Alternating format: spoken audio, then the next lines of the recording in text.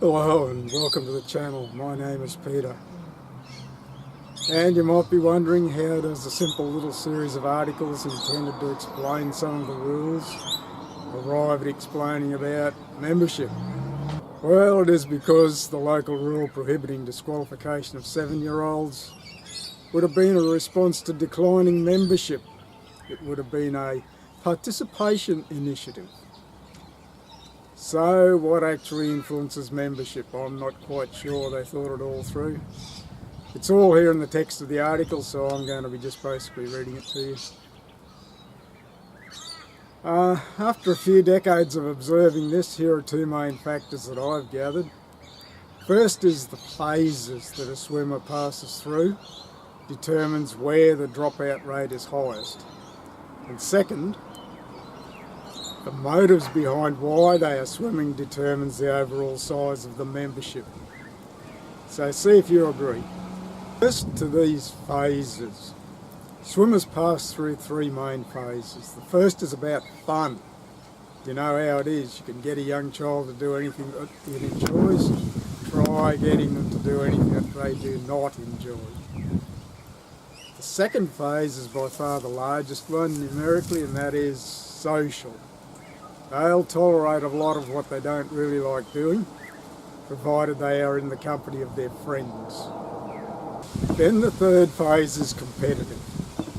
That is when they become interested in remembering the times that they do for the various events and how quickly they are improving, and knowing how they are doing in relation to other swimmers.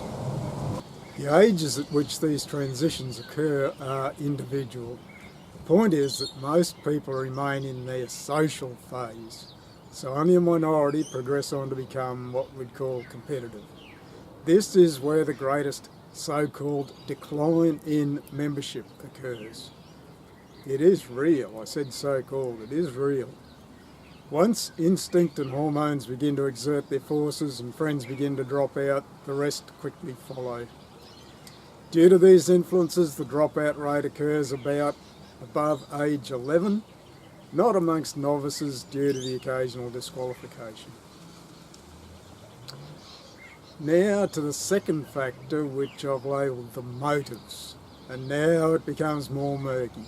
You ask why from anyone, and what you get is the rationalising. Getting humans to be honest about their motives is something like pulling shark teeth. Traditionally, both had more to do with health and fitness, adhering to a discipline and acquiring achievement. It is less so now.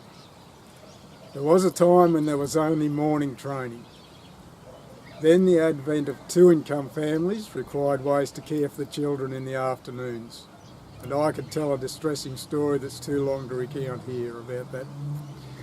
Anyway, the importance of the after-school activities was demonstrated recently when pool replacement decreased the availability of the afternoon training sessions. Membership fell by 2/3. So who was it who wanted to know what affects membership most? Now, I've become exasperated watching many swimmers just going through the motions of training. A couple of times I asked them to think about why they were swimming. I was all ready to point out that it might help to pay attention and make an effort. But the answer, because Mum said, shut me up on the spot. I quickly realised that it is cruel to ask. And here's another factor that we rarely consider. At one time I was preparing an application for funding and I had the membership applications.